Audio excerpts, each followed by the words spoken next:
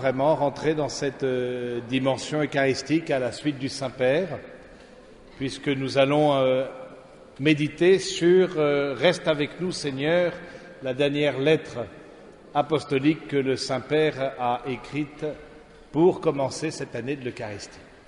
Au nom du Père, du Fils et du Saint-Esprit. Viens, Esprit de sainteté, viens, Esprit de lumière, viens, Esprit de feu, viens nous embraser,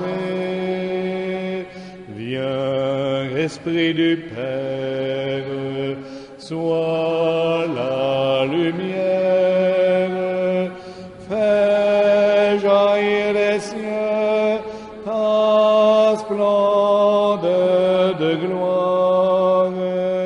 Viens, Esprit de sainteté, viens, Esprit de lumière, viens, Esprit de feu, viens nous embraser. Nous nous tournons aussi vers la Vierge Marie, celle qui est la mère de l'Eucharistie, celle qui nous donne un plus grand amour pour le corps du Seigneur, qu'elle nous aide à rentrer dans ce mystère. Je vous salue Marie, pleine de grâce, le Seigneur est avec vous. Vous êtes bénie entre toutes les femmes, et Jésus, le fruit de vos entrailles, est béni. Sainte Marie, Mère de Dieu, priez pour nous pauvres pécheurs, maintenant et à l'heure de notre mort. Amen. Du Père, du Fils et du Saint-Esprit. Amen. Bon, tout d'abord, bienvenue à tous et à chacun pour cette journée spirituelle, passer la fête Dieu en famille. C'est un moment aussi de grâce comme Église, mais aussi comme famille. Le fait de participer ensemble à ce moment liturgique et que vous participiez comme couple et avec vos familles, c'est vraiment une grâce parce que ça unit, comme le disait l'apôtre Paul dans la deuxième lecture aujourd'hui. Si nous communions au même corps, c'est aussi pour faire partie du même corps et faire un seul corps entre nous. Alors c'est cette grâce que nous allons demander au Seigneur, que cette communion à laquelle il nous appelle, il puisse nous la donner par cette participation au mystère de l'Eucharistie. Pour rentrer dans ce mystère, tout simplement m'inspirer et méditer sur la lettre de Jean-Paul II, « Reste avec nous, Seigneur, Mane nobiscum Dominum », cette lettre qui a été écrite en octobre 2004, à l'issue de l'année du Rosaire. Vous le savez peut-être, ou vous ne savez peut-être pas, que l'année dernière, il y a eu une année du Rosaire, et à partir d'octobre de l'année dernière, le pape Jean-Paul II a introduit une année eucharistique. Et c'est le dernier document qu'il a écrit comme pape. Et d'une certaine manière, on peut le prendre aussi comme un testament spirituel. Cette année de l'Eucharistie qui l'a initiée, mais dont il n'a pas vu la conclusion, nous rappelle au fond que l'Eucharistie, c'est la source et le sommet de toute vie chrétienne. C'est ce que dit le Concile Vatican II. La source et le sommet de toute vie chrétienne. C'est aussi dire aussi comment on est appelé à vivre l'Eucharistie à niveau personnel, mais aussi au niveau familial. Est-ce que vraiment je fais de l'Eucharistie la source et le sommet? Est-ce que c'est la participation à la messe, puisque c'est la manière la plus fréquente, à la messe dominicale, la plus fréquente de participer de l'Eucharistie? Est-ce que vraiment c'est le moment important? Et je pense aussi par rapport à l'éducation, de dire tous les jours ne sont pas pareils. Il y a un jour qui est différent des autres jours. Qui dit aussi méditer sur l'Eucharistie, méditer sur la place du dimanche. Vous voyez, on est dans une société qu'on pourrait appeler un peu lisse, dans le sens où on veut éviter les différences sous prétexte de ségrégation ou de mettre quelqu'un à part. Mais il y a une différence homme-femme, Il y a une différence dans les jours de la semaine. Il y a une différence dans la hiérarchie, que ce soit dans l'Église, que ce soit dans l'entreprise, que ce soit dans la vie politique. Donc c'est bien de dire qu'il y a un jour qui n'est pas comme les autres jours. Et ça peut se marquer de façon tout à fait concrète, précise, dans la vie de famille, ne serait-ce que par la participation à la messe dominicale, mais pas seulement, le fait d'avoir un repas de fête, le fait de s'habiller, pas comme les autres jours. Tout ça, ça fait partie de l'éducation à l'Eucharistie. L'éducation à l'Eucharistie. Alors Jean-Paul II, quand il a écrit cette lettre, il dit « L'année de l'Eucharistie naît de l'émerveillement de l'Église face à ce grand mystère. » L'émerveillement de l'Église face à ce grand mystère. Il y a une difficulté pour nous, je pense la majorité d'entre nous, nous sommes des pratiquants et même nous avons un désir profond de vivre du Seigneur, mais il peut y avoir cet danger au niveau spirituel de s'habituer et de ne plus rentrer dans cette dimension d'émerveillement. Et puis pour moi, prêtre, j'allais dire encore plus, ou pour les prêtres en général, encore plus. Célébrer la messe tous les jours, célébrer l'Eucharistie pour certains prêtres 2, 3, 4 fois par week-end. C'est difficile de garder toujours cet émerveillement, cette admiration, cet étonnement face à cette manière que le Seigneur a de se rendre présent au milieu de nous. Et nous sommes tous guettés dans notre vie spirituelle par une certaine accoutumance, une certaine banalité. Alors demandons cet émerveillement de Jean-Paul II qui a fait qu'il a dit, ben non, c'est tellement beau qu'on va dédier une année particulièrement à ce mystère de l'Eucharistie. Au fond, l'Église nous invite toujours à contempler le beau. Et en contemplant le beau, à nous émerveiller. Et nous rappeler la beauté de Dieu. C'est bien de contempler le beau et d'éduquer au beau, d'éduquer à l'émerveillement. Et on peut demander au Seigneur, et en particulier aussi à la Vierge Marie, de nous relancer dans cette année, de demander cette grâce, de nous relancer dans l'émerveillement. Face à l'Eucharistie, mais pas seulement, face aussi à la vie matrimoniale, là aussi, c'est tous les jours pareil. Depuis 20 ans qu'on est mariés, tu n'arrêtes pas de ronfler. Alors on se dit, oui, ça fait partie. Alors c'est sûr, c'est pas toujours facile de s'émerveiller dans ces cas-là, mais cet émerveillement les uns face aux autres, c'est un émerveillement face aux enfants. Il y a une telle négativité à l'intérieur de nous parfois, qui est une des conséquences du péché originel. De tout de suite, et puis c'est assez franco-français en plus, ce certain perfectionnisme, et tout de suite dans la page blanche, on voit le point noir, tac, on voit tout de suite ce qui ne va pas. Alors que Jean-Paul II dit, rentrons dans l'émerveillement, qui est une attitude de foi. Ce n'est pas seulement une attitude psychologique, ce n'est pas seulement de positiver, c'est simplement une attitude de foi. Réellement, le don de Dieu qui nous est fait est grand, ne serait-ce que le don de la foi. Je suis en contact avec mon frère, appelé à la vie éternelle. Je mets au monde un enfant, cet enfant, je le mets au monde et je le mets au monde pour la vie éternelle. Alors, c'est tout à fait une autre perspective. Et ça nous élève, ça nous redit des vérités qu'on sait, bien sûr, mais en même temps, comme c'est bon de les réentendre à nouveau. Comme c'est bon d'avoir cette attitude d'émerveillement face à l'Eucharistie, comme une certaine pédagogie. Et Jean-Paul II parlera à un moment donné dans sa lettre hein, d'une manière de vivre eucharistique, incarner le projet eucharistique dans la vie quotidienne, dans le milieu de travail, de vie, de famille, à l'école, à l'usine. Et il dira au numéro 26, c'est rentrer au fond dans la louange et dans l'action de grâce.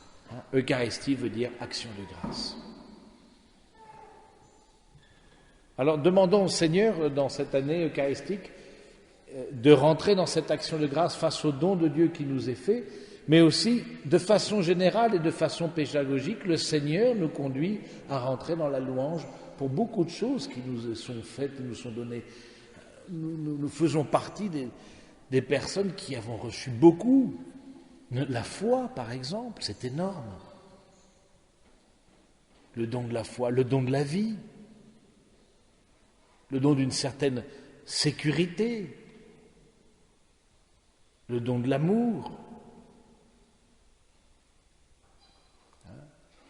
Alors c'est beau de se dire qu'à travers cette année eucharistique, le Saint-Père veut nous relancer dans une logique eucharistique, comme il dit lui-même dans sa conclusion. Et puis pour les familles, il a un petit mot tout à fait bien, il dit « Vous tous les fidèles, redécouvrez le don de l'Eucharistie comme une lumière et une force pour votre vie quotidienne dans le monde. Dans l'exercice de votre profession et dans les situations les plus diverses, redécouvrez-le surtout pour vivre pleinement la beauté et la mission de la famille. » Ce don auquel nous pouvons accéder nous rappelle au fond la nature de tout don que nous avons tout reçu. Comme dit l'apôtre Saint Paul, mais que n'as-tu que tu n'aies reçu? Tout est don, tout est grâce. Et donc l'Eucharistie, au fond, nous invite à reconnaître, comment on peut dire ça, reconnaître au fond que nous sommes créatures. Et Jean-Paul II le dit au numéro 26 aussi, quand il parle de l'action de grâce. Vivre de l'Eucharistie signifie entre autres témoigner que la réalité humaine ne se justifie pas sans la référence au Créateur. La créature sans son Créateur s'évanouit. Alors ça, c'est bien aussi de dire que, et ça c'est important parce que dans un monde qui n'accepte pas d'être engendré, et le refus de Dieu, c'est ça, c'est le refus de l'origine. Il y a comme un ressentiment contre l'origine. À travers l'Eucharistie, je redécouvre que je suis engendré, je suis créé. Et donc, c'est une manière de vivre en référence au Créateur. Alors que le monde proclame une autosuffisance et une autonomie comme un signe de maturité, le Christ, dans son Eucharistie, nous redit « Vous n'êtes pas seul. Vous n'êtes pas seul. Moi, je suis avec vous tous les jours jusqu'à la fin du monde. Vous n'êtes pas seul. Vous n'êtes pas abandonnés, livrés à vous-même. Vous êtes les créatures bien-aimées. Mais il y a un orgueil en nous.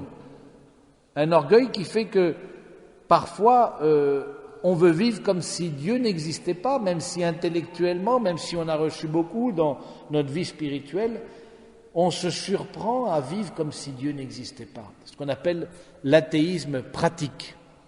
On n'est pas tellement au temps de l'athéisme spéculatif du 19e, un athéisme militant, etc. Ça a pratiquement disparu. Mais en revanche, on voit facilement un athéisme pratique. Les dimanches sont comme les autres jours, la participation à l'Eucharistie, au fond, ça a peu d'importance. Je veux dire, on ne vit pas comme créature dépendante du Créateur, dans cette dépendance d'amour qui ne quitte rien, n'enlève rien à ma liberté, à ma dignité. Au contraire, Mais la grande tentation, c'est de voir la dépendance de Dieu comme, au fond, une menace. Mais non. Dans l'Eucharistie, nous dit le pape, eh bien, nous redécouvrons que nous sommes créatures. Et ça a des conséquences énormes. Déjà sur la vision de l'homme, sur la vision de la société. Nous ne sommes pas à l'origine de tout. Nous nous recevons, nous accueillons, nous communions.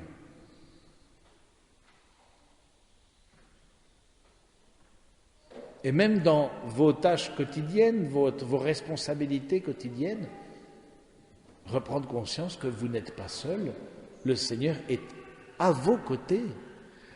Et particulièrement parfois dans les moments difficiles, il est à nos côtés, il nous l'a promis. Et il nous l'a promis, et dans son Eucharistie, eh bien nous en avons le signe visible, dans la foi. Alors, cet émerveillement qui est pour Jean-Paul II, la source, il le dit lui-même, c'est né de quoi? C'est pas simplement né de dire, il y a une année, faut bien l'occuper, alors il y a beaucoup de mystères, alors on va tirer au sort, et au Vatican, tous les cardinaux, puis on va tirer au sort un papier, puis on va voir sur quel mystère on va tomber. Non, c'est simplement de dire, cette beauté de l'Eucharistie, il veut la faire partager à toute l'Église. Pour méditer nous aider à rentrer dans cette année de l'Eucharistie, le Saint-Père s'est servi du récit des pèlerins d'Emmaüs, en Luc 24.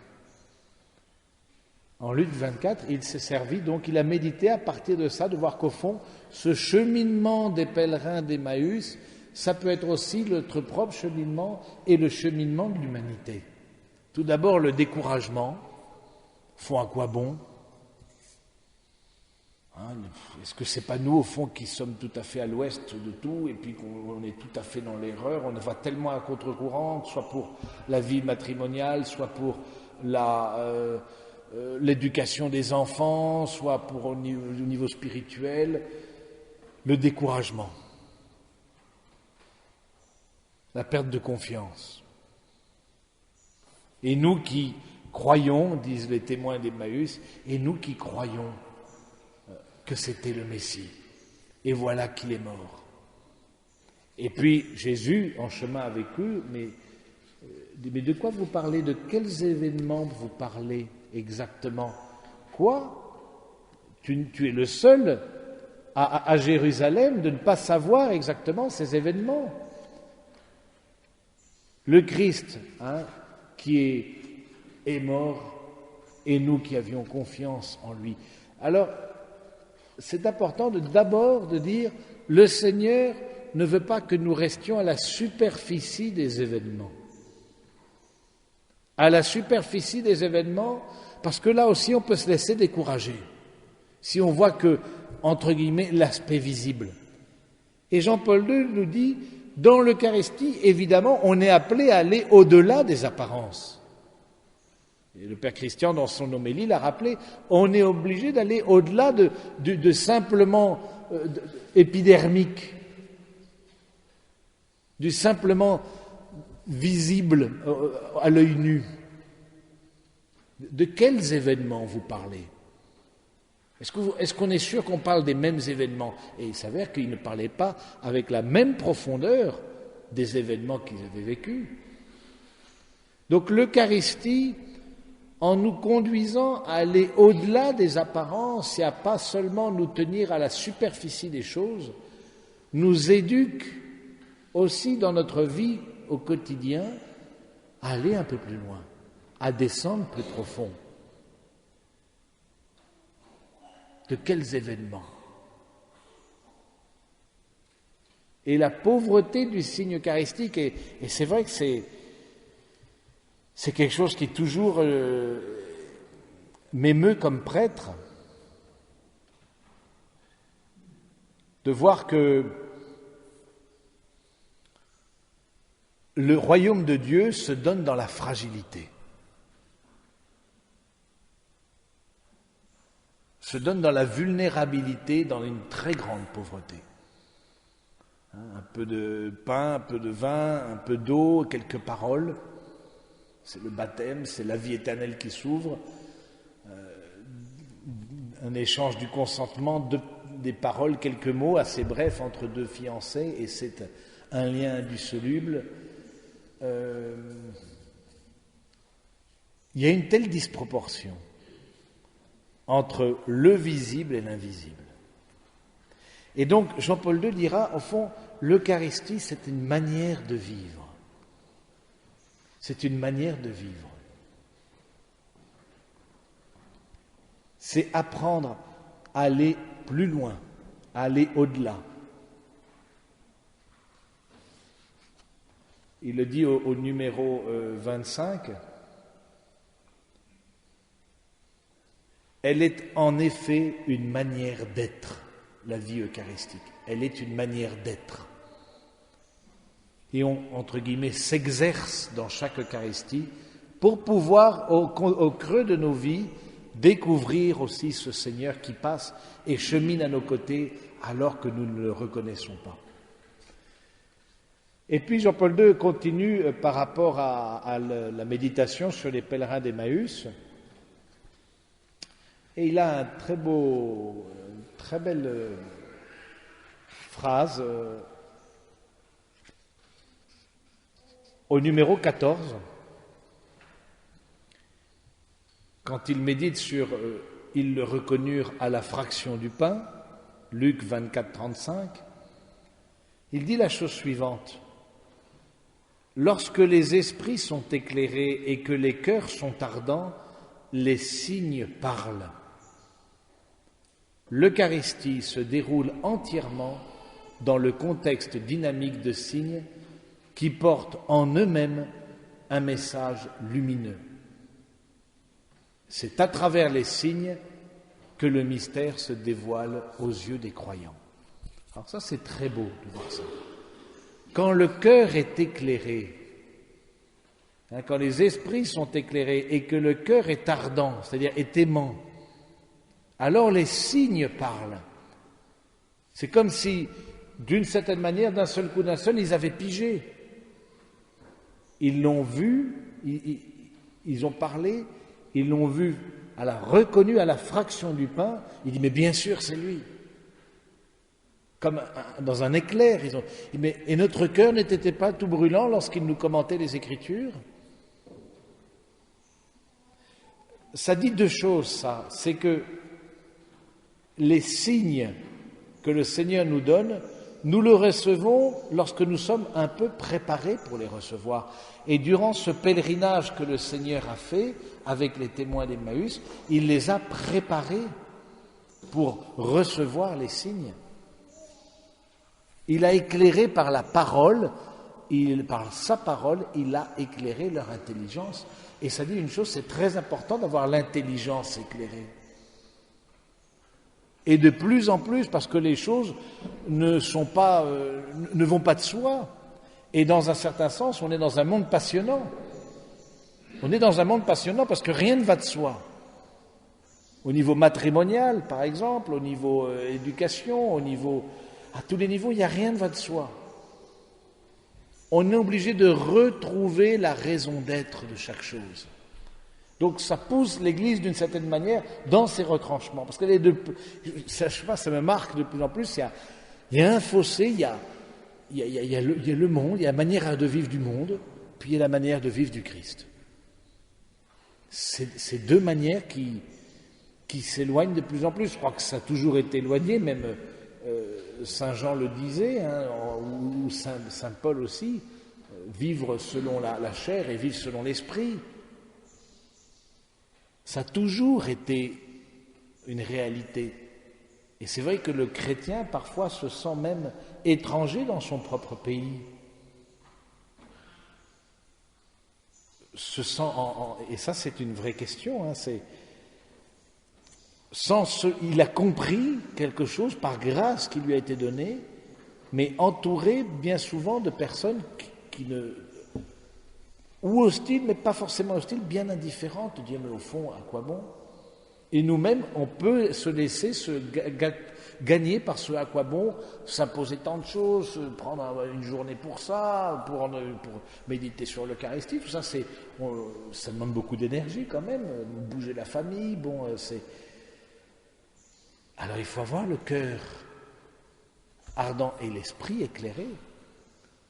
Et donc c'est important de se former. Pourquoi, par exemple, c'est une question, pourquoi est-ce que l'on croit que sous l'espèce du pain et du vin, il y a le corps et le sang du Seigneur? Quelqu'un vous pose la question. Peut-être vous voulez, parce que c'est quand même spécial. On est quand même des gens un peu spéciaux, je ne sais pas si vous avez remarqué, mais sous l'apparence du pain et du vin, on dit, on se met à genoux, quelqu'un qui viendrait vraiment d'une autre planète, ou même sans venir d'une autre planète, d'une tout à fait autre ou religion ou éducation, il dit, mais qu'est-ce qu'ils sont en train de faire? Non, vous n'avez jamais posé la question? Si. Bon, alors la réponse, ça peut être intéressant de donner la réponse.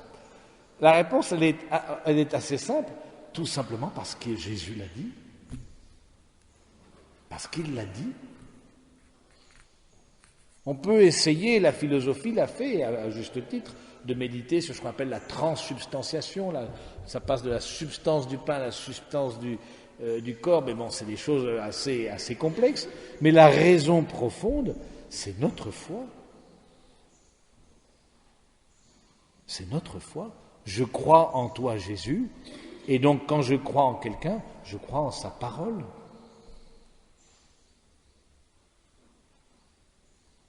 Sinon, pourquoi on est là? Vous voyez, donc c'est de plus en plus un choix radical à faire pour le Seigneur. Non pas dans le sens d'un durcissement intérieur ou d'un durcissement de nos positions, non, c'est pas ça. C'est un choix radical pour Jésus. Sinon, on se laissera balayer complètement. Parce qu'encore une fois, le courant adverse est très puissant. Il va dire, parce que j'ai foi en toi, Seigneur, je crois que tu es là. Alors, c'est l'importance de se former, de former son cœur, de former son intelligence. Alors, les signes, ils parlent. Alors, je découvre aussi, comme je l'ai découvert sous l'aspect du pain et du vin, je découvre les signes de la présence du Seigneur dans ma vie. Je découvre ces signes-là, parce que mon esprit est éclairé. Et je dis, là, il y a vraiment un signe. Alors que pour celui qui passe à côté, il n'y a rien du tout. Mais pourquoi? On est dans le cas exactement comme les témoins d'Emmaüs. On découvre un signe parce que nos intelligences sont éclairées et nos cœurs sont ardents, sont brûlants, sont aimants. Bien sûr, le grand signe que le Seigneur nous donne, c'est son Eucharistie. Mais il y en a d'autres. Évidemment, tous les sacrements, les 7 sacrements, mais il y en a d'autres. Alors c'est aussi l'occasion de faire mémoire des signes que le Seigneur nous a envoyés. Le fait d'une rencontre, le fait d'avoir rencontré votre époux, votre épouse, c'est un signe de la présence de Dieu. On reçoit l'autre comme un don de Dieu, comme un cadeau. Que n'as-tu que tu n'aies reçu?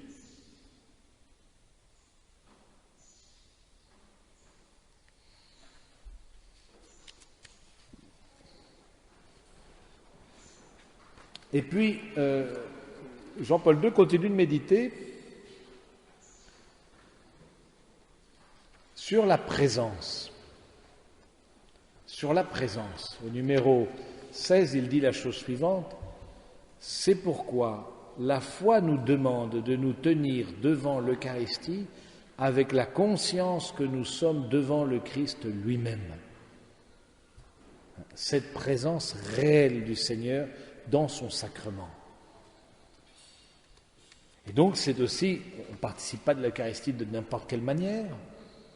On ne participe pas de l'Eucharistie avec, je sais pas quoi, en arrivant à la bourre, etc.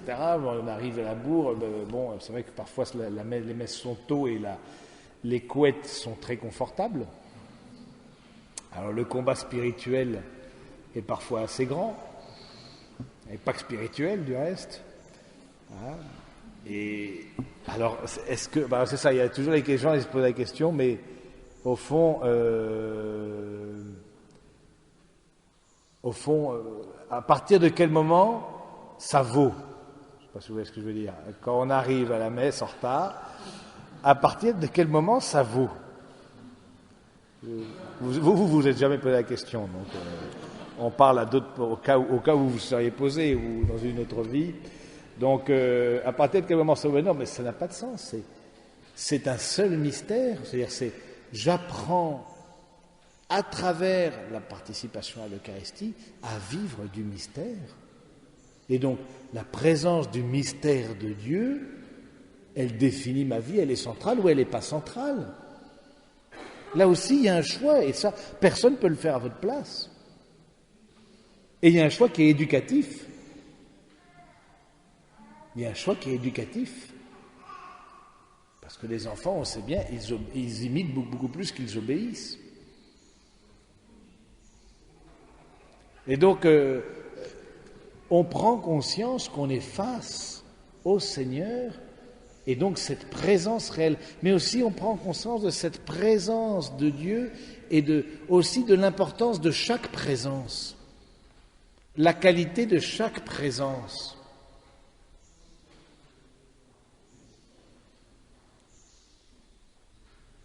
Dans une société hyperactive, et nous tous, nous pouvons tomber, moi le premier, dans cette hyperactivité. C'est un rappel, l'Eucharistie, que le fait d'être là, ça a de la valeur. Rien que le fait d'être là, ensemble, ça a de la valeur.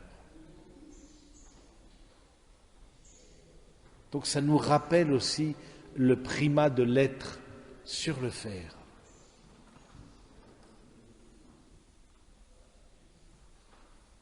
La qualité de la présence.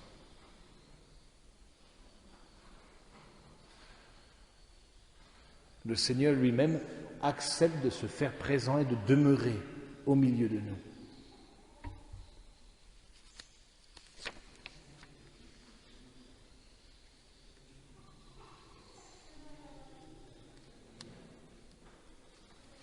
Et donc le Saint-Père insiste aussi sur la manière de participer de l'Eucharistie. Au numéro 18, il dit « Une vive conscience de la présence réelle du Christ, en prenant soin d'en témoigner par le ton de la voix, par les gestes, par les mouvements, par le comportement tout entier. » Et vous avez peut-être su qu'il n'y a pas très longtemps, il y a un document du Saint-Siège qui est sorti sur justement rappeler un certain nombre de normes en matière de l'Eucharistie, mais ça peut être vu simplement comme une réglementation, mais si on perd l'esprit profond qui est on est face au Seigneur, et face au Seigneur on n'agit pas de n'importe quelle manière.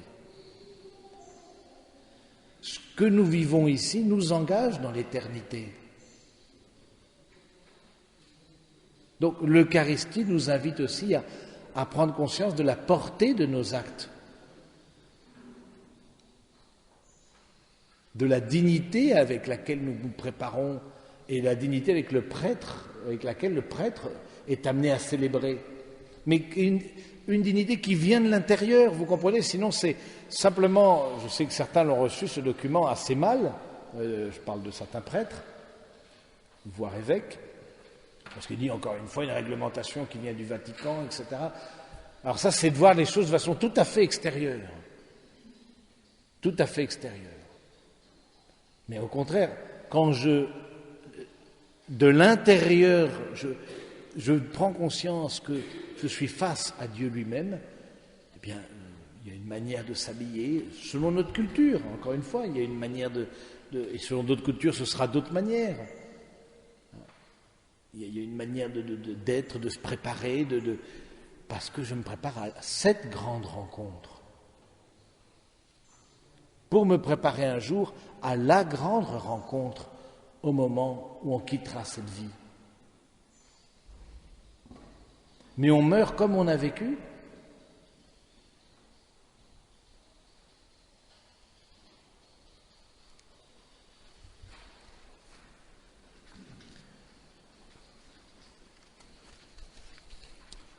L'Eucharistie, rappelle le Saint-Père, c'est aussi une source de communion.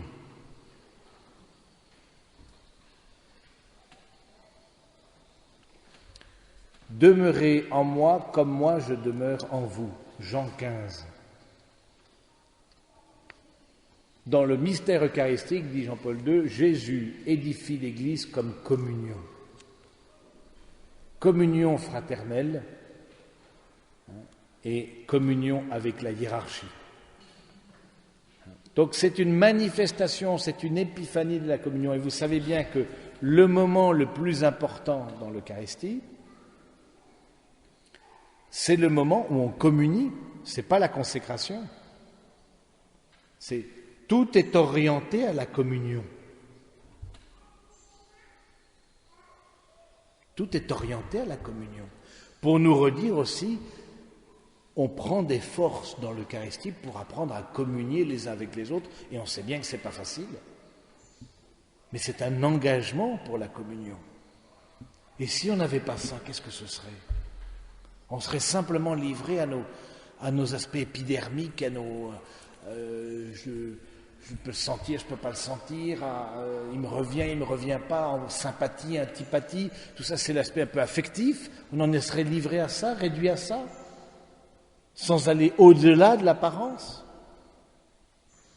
Comme on est appelé à aller au-delà de l'apparence du pain et du vin pour rejoindre le cœur qui est la présence du Seigneur, dans nos rapports fraternels, dans nos rapports au quotidien, on demande cette grâce, on est plein de difficultés, parfois on est agacé par des tas de choses, on est des personnes avec qui on a du mal à rentrer en contact, on en demande pardon. Mais l'Eucharistie nous rappelle toujours le primat de la communion. Nous sommes faits à l'image d'une communion. Et cette communion, elle se fait par le haut. Une communion qui s'est regardée ensemble dans la même direction.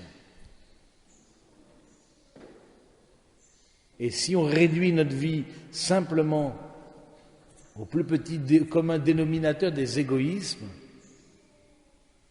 ce ne sera pas une communion. Ce sera une négociation. Je te donne ça, tu me donnes ça. Ce n'est pas une communion.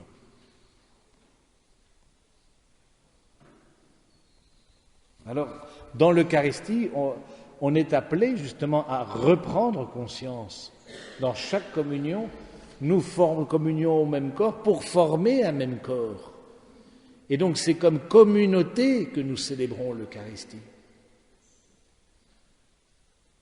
Comme communauté, nous comme communauté religieuse, par exemple, c'est très important de reprendre conscience de ça. Parce que la vie ensemble, vous imaginez bien, dans une vie religieuse comme dans une famille, c'est pas si évident. Il y a des agacements, il y a des caractères opposés, il y a des tas de choses qui font que on a parfois de la difficulté à vivre ensemble, d'autres moments qui sont beaucoup où on sent que l'amour circule et que on est des pauvres, c'est tout, comme tout un chacun.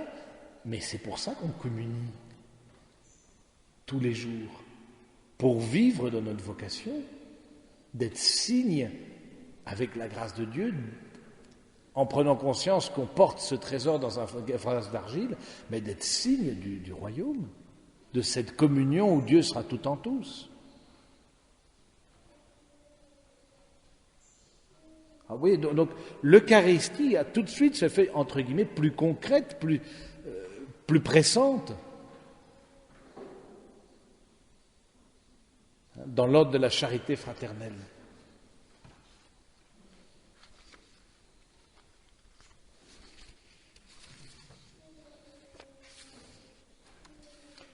Jean-Paul II qui dit lors de chaque messe, nous sommes appelés à nous confronter avec l'idéal de communion que le livre des Actes des Apôtres donne comme modèle pour l'Église. un seul cœur et une seule âme. Les disciples, en Actes des Apôtres 4:32, les disciples, avec la Vierge Marie, formaient un seul cœur et une seule âme. Ben, on le demande.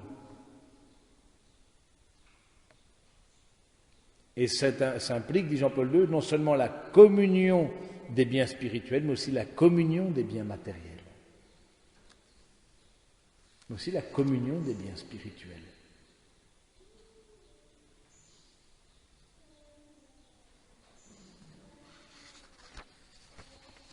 Le dernier point sur lequel sa dernière partie, ce sera l'Eucharistie comme principe et projet de mission. À la fois la communion, mais à la fois la mission. Et il s'appuie sur cette partie du récit des pèlerins d'Emmaüs. À l'instant même, ils se levèrent. À l'instant même, ils se levèrent. La rencontre avec le Christ, dit Jean-Paul II, approfondit et suscite dans l'Église l'urgence du témoignage et de l'évangélisation. Je ne peux pas garder pour moi ce que j'ai reçu. Enfin, on est bien entre nous, on se tient chaud, on pense pareil, etc. C'est pas ça l'Église. C'est pas ça. On n'est pas non plus le dernier carré des justes au milieu des pécheurs. Ce serait une secte. C'est pas ça. Parce qu'on dit toute l'humanité est appelée à contempler la face de Dieu. Tout homme de toute race, de toute condition, est appelé à contempler la gloire de Dieu.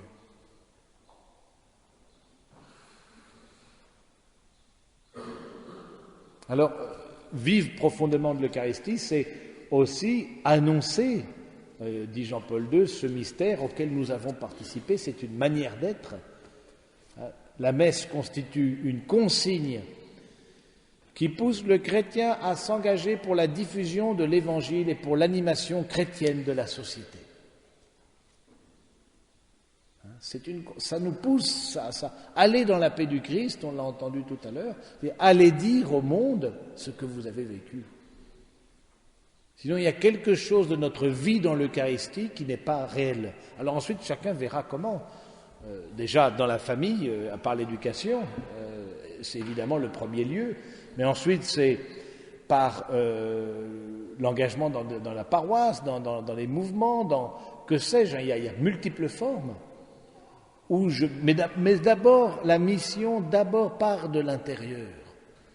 Et l'extérieur n'est qu'une manifestation de l'intérieur.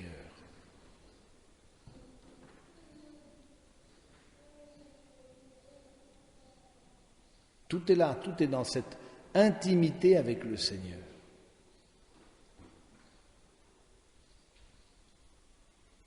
Et alors on prend conscience de dire, mais tant d'hommes, tant de femmes sont dans la désespérance. Et je vais taire ce que j'ai reçu.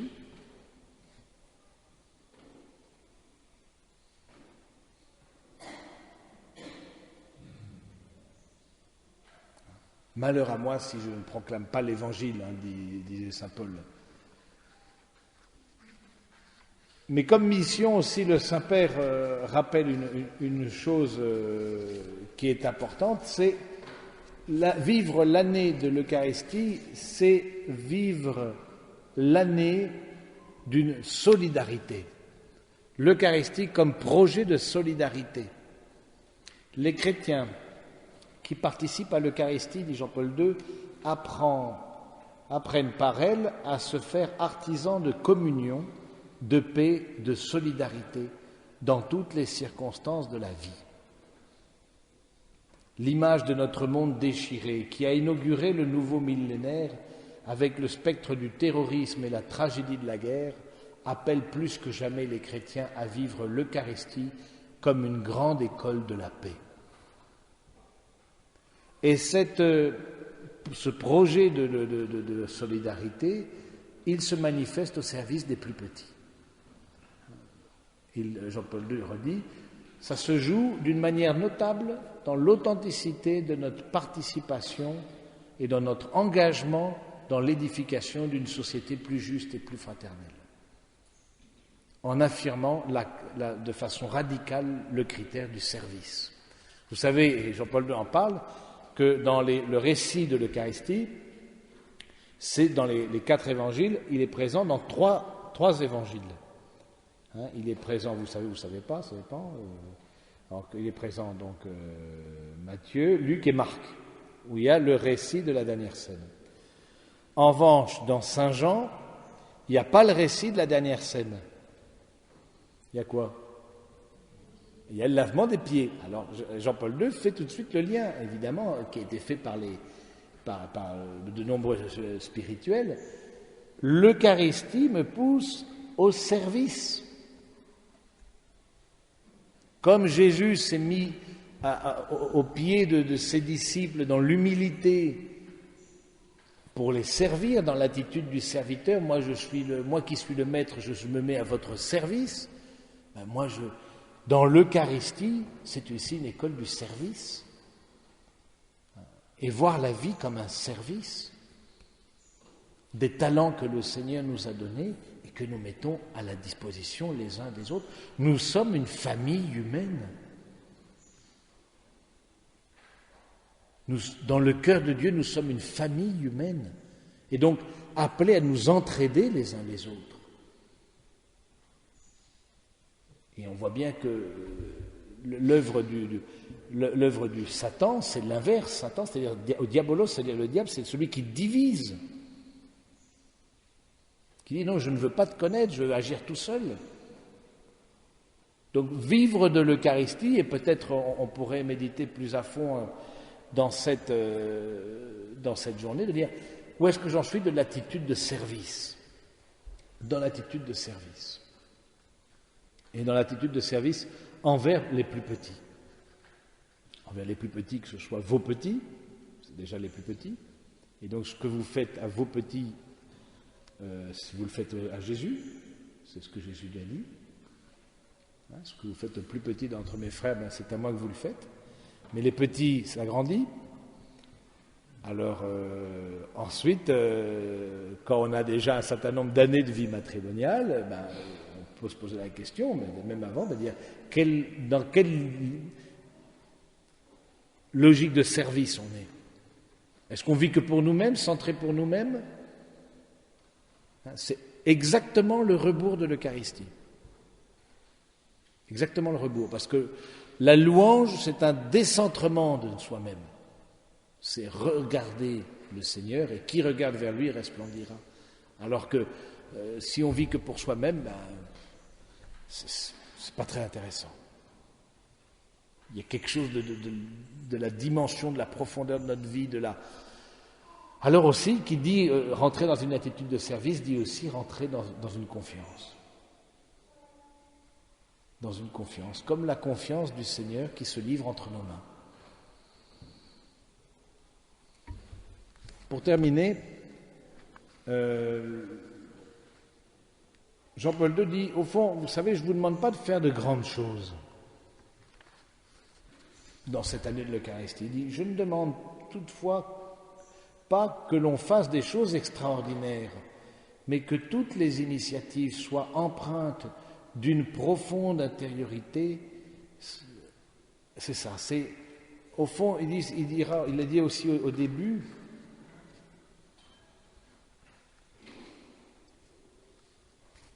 il dit d'une certaine manière, je ne veux pas qu'on en rajoute. Je ne veux pas qu'on en rajoute, c'est pas ça que je veux. Je veux au contraire que l'on vive intérieurement avec plus d'intériorité notre vie.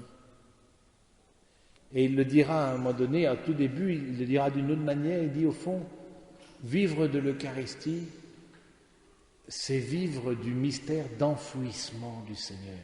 Le Seigneur se fait lumineux par son enfouissement. Et terminer là-dessus, de dire aussi l'importance de notre vie cachée, de la vie cachée, de renoncer à plaire, de renoncer à vouloir être le centre d'attraction de tout le monde, de vivre caché, méconnu de Dieu, ignoré peut-être d'un certain nombre, mais peu importe, mais de vivre caché en Dieu. Donc l'importance de la vie aussi, d'une certaine manière contemplative, à votre manière. Mais parfois derrière notre hyperactivité, il y a un peu se dire, pourvu qu'on ne m'oublie pas, je suis là, j'existe. On n'a pas besoin de ça. Vivre notre vie cachée, elle est lumineuse. Elle est lumineuse. Comme dit Jean-Paul II, c'est par son enfouissement que le Christ se fait lumineux. Et parmi les mystères lumineux que le Seigneur, que Jean-Paul II a institué, il y a le mystère de l'Eucharistie. Alors terminons là-dessus pour demander cette grâce au Seigneur de vivre de foi. Au fond, tout ça, c'est une vie de foi. Et demander à la Vierge Marie qu'elle nous y aide au quotidien.